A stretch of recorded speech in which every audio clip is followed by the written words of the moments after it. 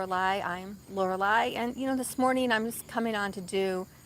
There's so many random things out there that I've wanted to share, and so I'm going to kind of get right into the subject here. So I'll try to give you a little background, but I'm going to jump into. So this I would title "Stolen Teachings."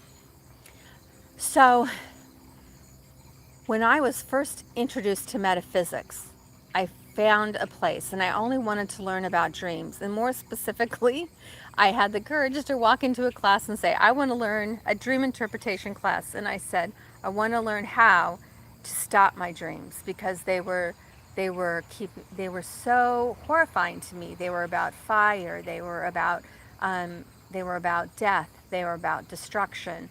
And as a little kid, I'd always had these dreams, and my parents never were able to console me. So that's one. I'm looking for the ticket to shut out my dreams, and I come into a place that has a lot of things, almost like I would say a college, like a small private college. So anyway, they convinced me to take a larger class because there was dreams that were part of it. So I stayed because I wanted to learn about the dreams. And actually what I ended up doing is really getting involved in this organization. Actually, they were wanting to save the world and bring world peace. And there was a lot of things that I could see that I wasn't finding anyplace else. And I'll just say that the recordings in that environment, the messages, the overall peer pressure was about, there is no other place like this. We are unique. There was this kind of elitist attitude that had come down from some of the waves and affirmations of the board, and it was called the board of directors. So really that's what I want to say. I find my innocence into wanting to help the world, wanting to heal as a sensitive person. Now we know as an empath, being raised in a narcissistic environment, I was done with that. Okay, so then moving on. So that's where I find myself, and I'm sure many people find themselves, whether it happens to be a narcissistic family, a controlling parent, a controlling teacher. It could be a belief system, it could be a religion, it could be so many things. It could be political views, it could be, your right to have to carry on the family lineage, which means everybody's a farmer, you're a farmer, everybody's a lawyer, will be a lawyer. This sense of self-sovereignty is gone. The sense of being an artist in a family of lawyers, sharing diversity is kind of lost, okay? So I think there's a lot of things here that are relatable. Certainly anybody that has gone through any kind of abuse. It's actually, we're kind of, having been through that abuse is like, we're actually very familiar with it. It's not as a red flag as it is for other people. We are, right. So and that it definitely causes harm. So again, I want to say that that's a piece of this puzzle as well. So one thing that had happened is I went into this organization, or this not-for-profit it was, and is, and this pseudo-religious experience. And one of the things that comes to mind today was to talk about this incident that happened. Now, after I got into this teaching, you have to become a teacher in order to go further into this pseudo college setup. And so I did that. That was a part of who I was. That was a natural part of being a teacher and giving people some really empowering tools, which they did. But then there was a lot of control, and there was a talk of self-sovereignty. But when you moved along and started thinking and having ideas and being inspired, my experience, I'll say, with that was shut down, breakdown, people coming in and watching what I do. There was this fear rather than this sense of walking their walk, this sense of encouraging people to create and do and be the artists they were meant to be and support that. That actually was seen as, no, you're going to be outside of this bubble that we've created. You're going to leave probably, and you've been somebody who's been very useful to us, very stable to us. We need you to hold down a piece in the world so that we can use you basically in order to get our message across. I landed in a place that happened to have some other like worldwide global teachers in it. And I say that because one of the things that was had taken place is that, like I said, that there was these teachings, but actually they had given credit to one person, and they'd said, oh, these teachings come from a lot of new thought leaders. They come from, I'll say, some of them, like there's many different cult. I'm going to even go into the control, into the cult-like behavior. It was facilitated, encouraged, and built this cult-like environment. It gets to saying the importance of thinking for yourself.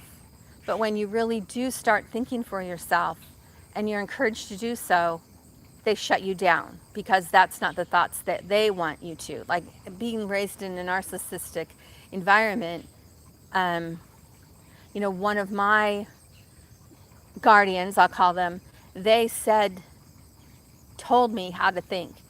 And when I came home one day and I had registered to vote, they were shocked because they're like, no, that's not who we are. I'm like, but wait a minute, here's the ideology of who I feel most resonant with, and they said, well, no, that's not who we are.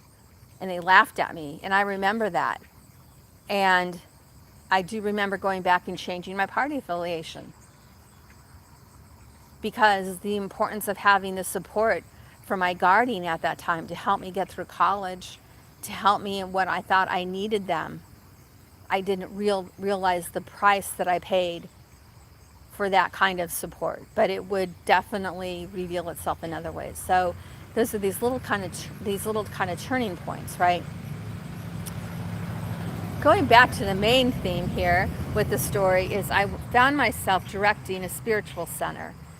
And I'm not going to say the location, but again, it could be anywhere in the world. It could be anywhere in the United States. And they have this. So what happened was, hey, good morning.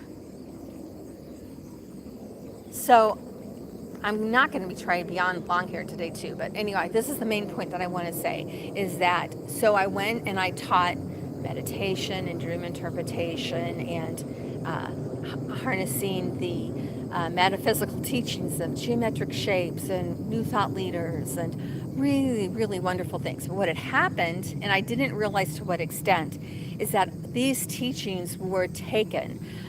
The information was taken from other lineages and from other groups and put together, and it was plagiarized. And they felt that it wasn't plagiarism because they had somewhere said, we acknowledge the input of all these people, but these were writers. There were people who knew better because they were published authors, and there were people that had gone through journalism school, and they knew that if you quote somebody, that you have to put a direct quote. And this is definitely in the time in which these things would have been done. And they ignored all that, and they wrote their own rules, and they made it okay. But me coming into it, I didn't know this. I really didn't realize where these things came from. But very shortly, I had students that would come to me, and they're like, this is interesting because I've read this paragraph in this book by this other person, and they would show me. And at that point, it was word for word. And I was like, oh my gosh, new information. I honestly didn't know that. I'll have to kind of ask and kind of watch this. But you would never get a direct answer. You always got how you were supposed to respond when someone said something like that. And it was never to acknowledge the truth. Then at another point, those lessons were rewritten to try to hide even further the direct connection and where they came from. And I think some of the things were dropped and some of the things were changed. But again, it was more smoke and mirrors. It was more hiding the truth. It wasn't anything about honesty and integrity. And while it did have some value, and while it did help me and it did continue to help other people, it was not based on integrity. And then when it's not based on integrity, there are things that will happen, like it will fall apart. It will draw people to it who have more high integrity and won't stand for it.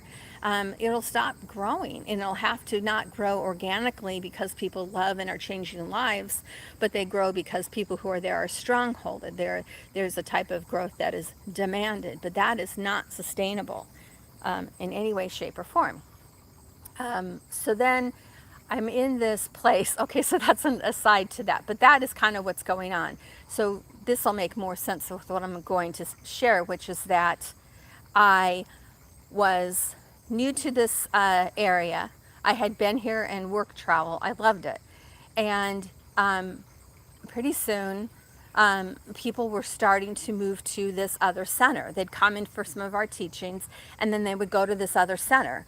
The reason why that I thought about this morning is because I've watched YouTube videos from this other global center. Eventually what happened is I realized that throughout the teachings there were books, there was information that I shared that had been shared with me that said these teachings, again, that are global and come from a specific teacher, was taken, and those lessons which are private and earned were taken and incorporated into some of the quote-unquote lessons or reading material and exercises that you get. So it was, to me, I'm like, like this totally makes sense. People who are coming to me for some of the teachings, they get a kind of watered down version of this, and then they find the real deal in their own environment, and so they go there. And I was told you can never mention this other center that's in your neighborhood.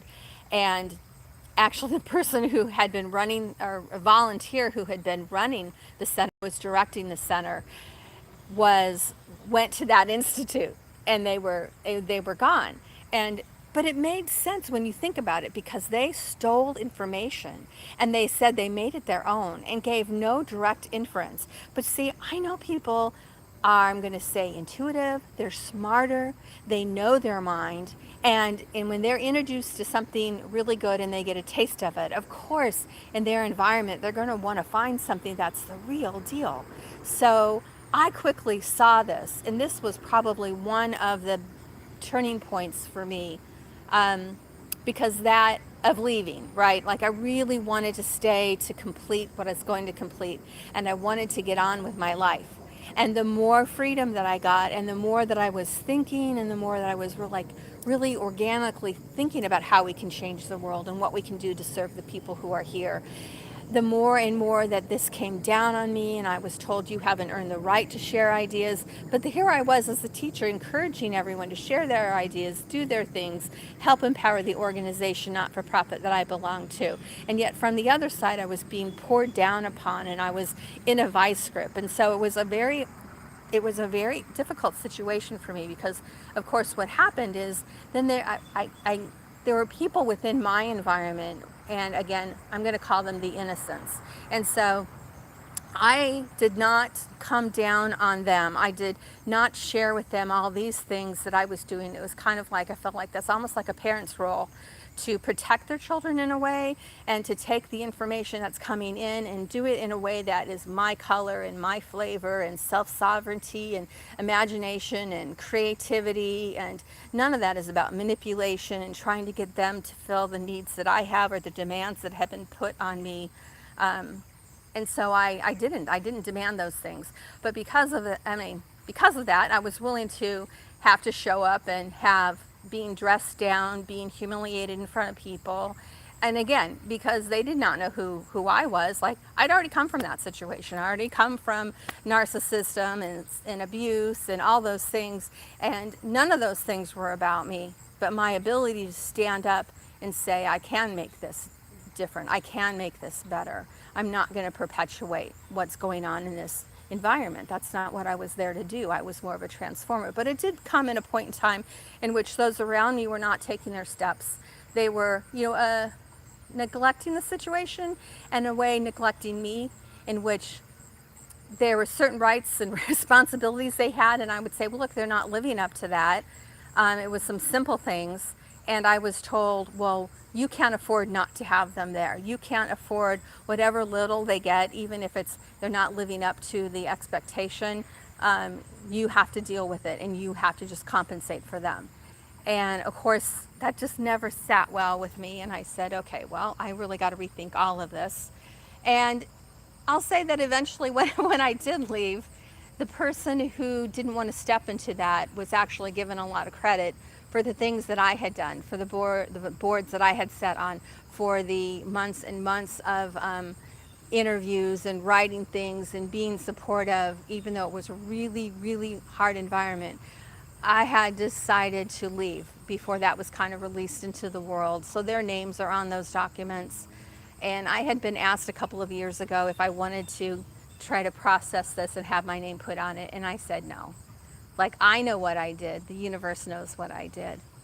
I gained from my experience, and maybe that was for that person to have that experience. Maybe it was for them to have their name, because I did not want my name associated with that group. And I have done a lot to take that information off. But I just wanted to say that today, because I know there's groups that I'm around, and whether that's a group that is a religious group. I learned a lot of information in the last year about Scientology, and about people talking about their experiences. And it was a good experience for me at the time, because actually what it did awaken within me, and I took lots of notes about how I'd been harmed in a similar situation, how I'd been harmed in a narcissistic environment, how there was a little bit of harm to children, not in the same ways as within Scientology. But I knew that I was never going to let my children be involved in this experience. And so this is why I had left before I ever got married or had children and created a different life for myself. But I do feel like, for me, it's not really a wound. But it's this, again, idea today of people stealing information and creating some, I use the word loosely, a tool of mass destruction, created into a destructive tool, knowledge into a tool that hurts people and binds people, and feeds into this kind of larger narrative that we have in society, which is a pack mentality. You can't be different. But actually, the people who have ever changed the world were different. They were the inventors. They were, to a point, there is society that is like constantly naysaying with the inventors. Oh, it's impossible. You can't do it. You're such a failure. And the inventors didn't listen. They're like, I have an idea. I have this thing. I'm going to use my dreams. I'm going to use my ingenuity. I'm going to use my intuition. And I'm not going to listen to the people who are naysaying, right? So there's lots of affirmations and lots of images. The one comes to mind is that I'm not going to let the naysayers stand in the way of me doing, right? So everyone has an opinion, like my teenager told me, and I said yes. And there's a time and there's a place, and we have to be stronger, and we have to be more resilient. And that doesn't mean, I'm going to say being stronger. So being stronger and being resilient, like the water, all right? Sometimes we move, sometimes we flow through things, but we continue to move forward. Sometimes we might move sideways, but we always go through this. I see the birds at my feeder. It's another thing that I see that tells me, I look at them and I'm like, come to the feeder, get your food, and leave. Like, there doesn't need to be any animal at my feeder that needs to protect it like it's their territory. But it is interesting. Now, once in a while, I do get a bird that comes in and tries to do a pecking order, tries to get a hierarchy in there. But you know what? They don't come around much. They don't stay around. And not because I did anything to them. It's because of the vibe. It's because of the animals that I have around here. It's because of my connection. And I feel good about that. So that's something that I feel good about. I don't have to validate. I don't need anybody to validate that for me. I don't need to do anything like that. But what I can do is continue to do the things I love, and not, for me, it's not trying to convince that what I'm doing, right? I don't need validation. I don't need criticism. I've always said scroll on by or walk on by. So today I just wanted to say that the truth will out itself, that even though there may be people who take a grain of truth and they try to create a destructive tool, my love for the unseen and my love for nature and our connectivity cannot be taken away from me. And that is the one thing that is really difficult for me, is when I do, and I will start talking about some of the sacred teachings, I know that other people have used those as a weapon.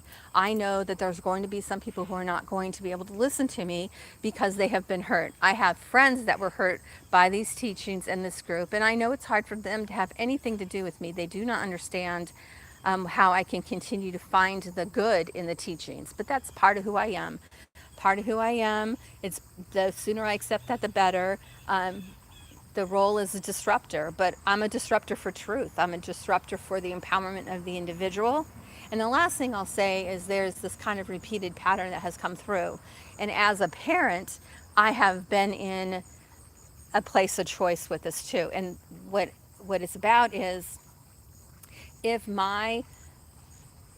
one of the teens in my home doesn't abide by my rules, right? It's like, what is it about them that they need to have that experience, that they're making a choice that has more to do with their choice in weakness or strength to choice, and doing what is good for them based upon the powers that are within them, right? So that is unique. They are an infinite soul, an infinite being. We are only here for a temporary time. At best, I am the lantern in my in my ocean. I am the gardener in my garden, and all the plants and all the individuals and all the people in my house grow in their own way. So we look more towards what can they learn in that environment. Why are they making that choice? That choice isn't my choice, but there are choices to make, and I just ask them not to make choices that are gonna take them out. And that's kind of what my boundary is. So when it comes to these teachings, when it comes to these people, I know there will be some people that will not be able to. I know that I don't really lean into the Bible, but I do lean into Christ consciousness, and I do lean into other things like that, and that's okay. But there might be something else that you connect with. I feel my part is to really help us understand that. So, and then lastly, I'll say that we're going to talk about sacred geometry. And some of the sacred geometry that I've been introduced to and some of the understanding about it is not, I'm going to say it's uncommon knowledge, although it's ancient knowledge. And I've known about it for a number of years, but I really had to process this. Again, it's going to be one of those things where I don't want people to, it's not something that you could listen to me and take it in and have that knowledge. It is an acquired taste, meaning there's ideas and suggestions and ways to work with it. And also, this may not be some universal truth that you're going to work with.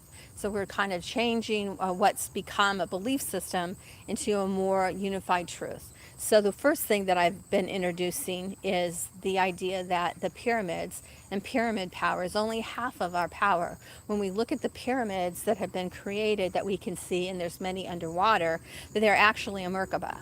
So a Merkaba is two pyramids, one on top of the other. There's a special way, but they do intersect. So there's one that with the points up, and the second one that points down, and it meets within the middle section of our bodies. This is where they intersect, and it means many different things. But when you see the pyramids of Egypt, it is a Merkaba, and this is something that I'm going to share because I don't really know the answer to that. I just know for many years I've been working with the Merkaba, and I have been working with the pyramid, and it just kind of bubbled up in me to say, why are we not calling it a Merkaba? And so this morning I have some hypothesis about this and why that might have occurred. But I'm more excited to see, okay, where do I go from here? Okay, so this is a hypothesis, and it's not for me to prove or disprove to you, but it's for you to have your own ideas and see if that resonates. So thank you so much. I'll be doing some more posts more recently, and I'm trying to do things with more technology. So much love to you, and have a beautiful day.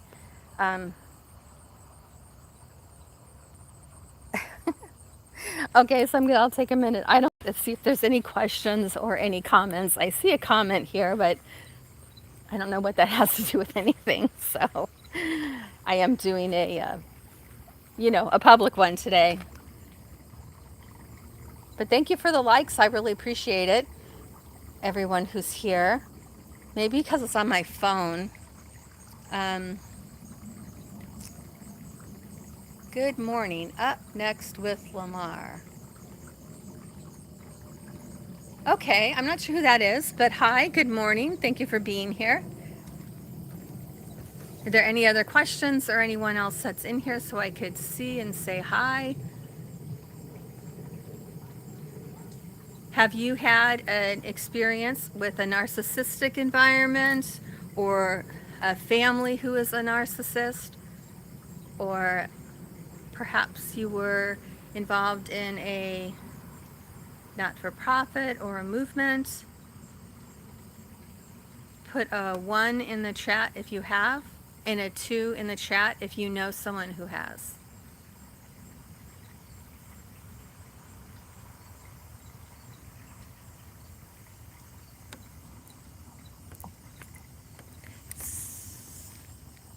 So this is our beehive. I'll just show you this. I have a few more minutes here. See if you have any questions, or if you can answer that question, whether you're here, or I'll definitely come back.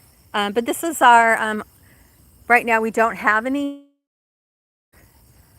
but we have for many years. We did a lot of traveling, and other circumstances we didn't have any, but we're going to have some more next year. And this is, so sustainability, this is recycled, this comes from recycled wood. This is my husband recycled this wood and made octagon shapes for us, that we usually plant things in here that we juice. This year, some of these are for strawberries. In the center here, we went to our local forest preserve, because they have natives they sell every year. They have a big sale and they always run out. So this started about 3 years ago with some of those natives. Again, we really haven't done too much. We've been pulled in a number of different areas. My Christmas cactus, and this was cilantro and parsley. I kind of let that go to seed. Our last little bit of rosemary, cultivating some more geranium here. This one is, oh yeah, this one is lemon scented catnip. I have some of this in the home. So this one we're getting ready to, again, let go to seed. I had a lot of basil, and I'm kind of letting that go to seed because I would like to have more of that. Oh, beautiful. Look at this. This rosemary really did so well this year. Too much rosemary. I'll add this to my tea that I have with my rose petals and sage. And what? This is this is also lavender. It didn't do as well, but this one was this big last year. So I'm kind of the queen of cultivating a little bit here and there. We're going to be moving to the desert in the next few years. So I have to really get really good at making my plants do well, right? Having a little, and this is the sage over here. This is a weeds. This is sage, and this is oregano. So I also do healing with the herbs, natural remedies. Oregano, really good for the immune system, really good for any kind of flu, virus, bacterial, growing your own even in small batches, and making teas and making tinctures. I saw a video today on oregano, so I think that's something that I'll start. I have a good start here. Doesn't take a lot. I guess the other thing I'll show here, a little rabbit's got in the way. My little doggy left his doggy out. And this is a fountain, a water fountain that we reclaimed. We found out that it's by quite a famous sculptor who lived in central Illinois. Although it has damage to it, it's beautiful, and it provides water for the bees and the birds. Here's a little bit of honeysuckle, which I'm really not doing well with honeysuckle, but it did survive another year. And then here's a circle that I made out of reclaimed wood from our cedar tree that had to be taken down. And then, so this is mugwort. So this is another, mugwort can be used as a tea.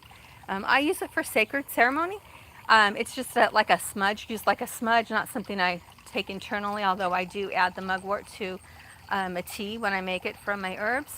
But I have bundles of it, and I have sacred symbols that you meditate on and open different doors and portals. Again, it's a personal experience. And today I'm going to move some mugwort that I have in other areas and bring it back here. And then this is also one of my favorite things that was here when we moved in. So I don't know if you can see all the green little bulbs, all. So this is just such a powerful and abundant little tree. We have many of them, but they provide pollen for all the pollinators. It's just amazing how much they provide. There's still more to bloom. This is mostly purple, which is my favorite color. But then there's also white as well. Again, this bloomed out. I don't see as many buds on this one, but those purple ones certainly are going to start blooming again. So I don't mind taking down my other plants because I know the bees and the pollinators have an abundance. And then this is my rose bush. Started as like just a really tiny rose bush that I've had to nurture. And this year we did move the angel statue. To me, it's the angel of innocence. I've had this one many, many years. My husband bought it for me for my birthday, and it just seems to just be a really beautiful, peaceful place that you will often see. So that's kind of a tour of that.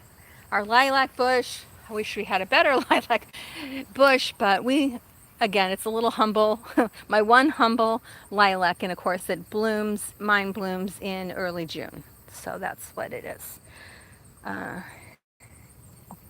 Yeah, so it's our little humble abode here, and I have to get back into the shade anyway. But, okay, well, are there any more questions?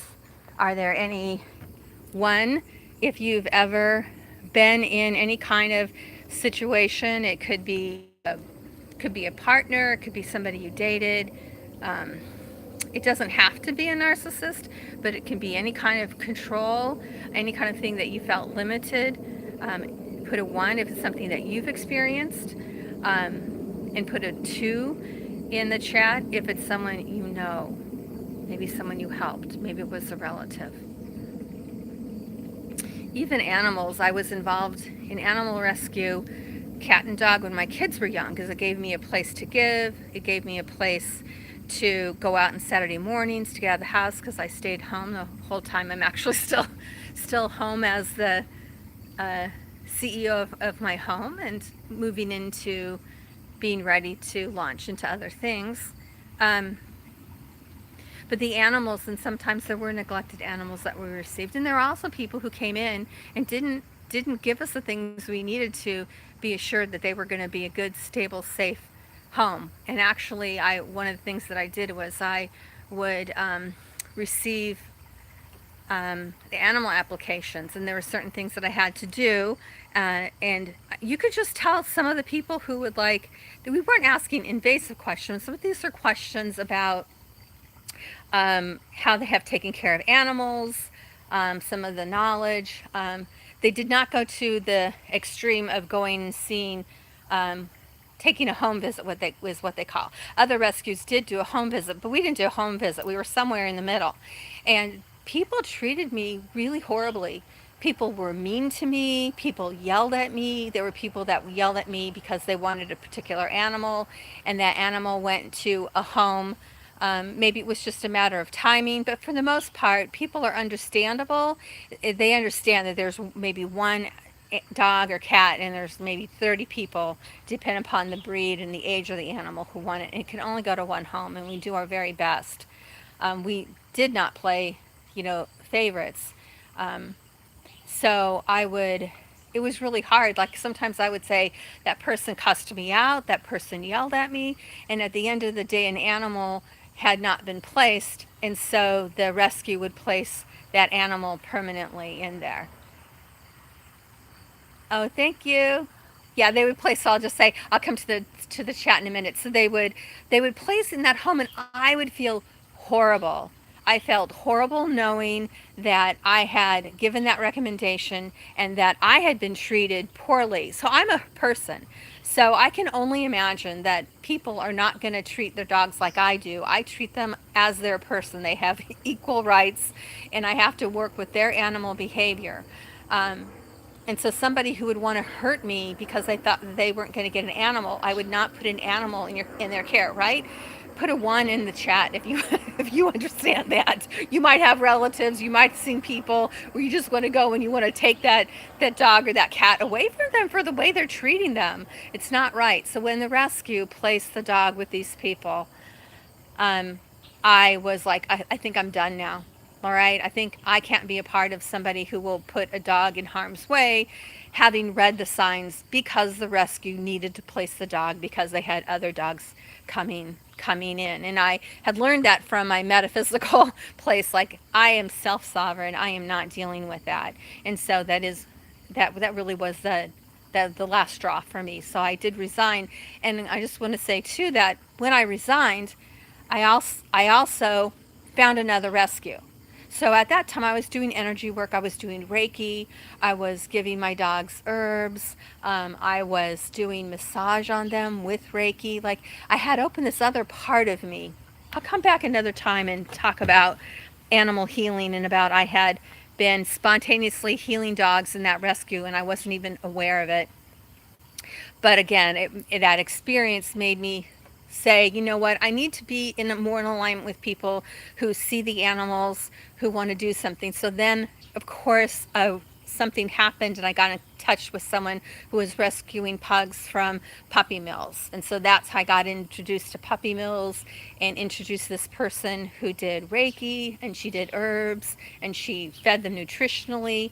Plus we trained them, rehomed them, and it was a really fulfilling experience. But it was really hard giving up that one rescue, and it just fit for a while until it didn't. And then this other opportunity was just amazing until that one closed down. So anyway, thank you for listening to that. Hi, Jojo. Good to see you in my chat. Hope you're doing well. Thanks for being here today. Yeah, I think that's it. Well, thank you for my spontaneous live here. And, happy thoughts and good thoughts for me right now as we are going through some, we're that sandwich generation with my parents and my in-laws and, and my kids. So let's all connect together and let's advocate for each other and know that we can't do anything that would harm ourselves. That's really what I ask, is that we're just like a team. And sometimes we're the offense out there and the defense rests. Sometimes the defense needs to take the field and the offense rests as well. So best to everybody and have a beautiful day. Thank you for coming to my live today.